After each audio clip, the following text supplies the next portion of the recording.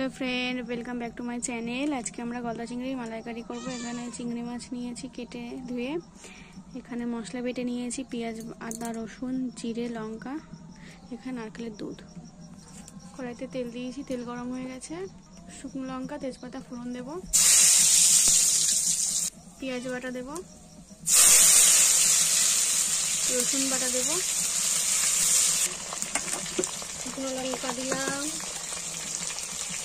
জিরে বাটা, আদা বাটা, মশলা নেব,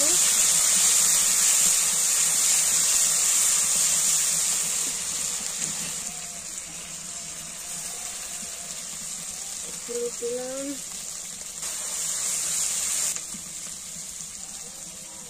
লবণ, চিংড়িটা দিয়ে দেবো।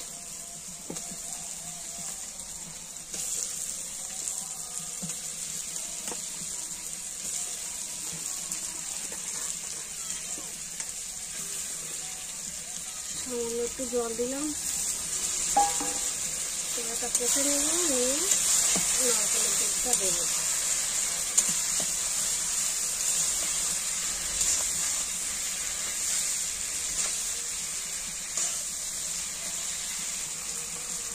কষানো হয়ে গেছে, এবার নারকেলের দুধটা দিয়ে দিলাম।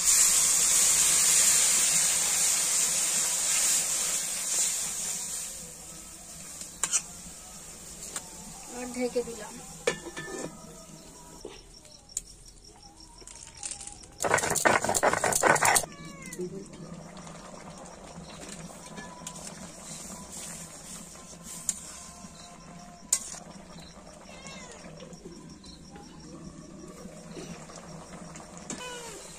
গরম মশলা বাটাটা দিয়ে দিলাম।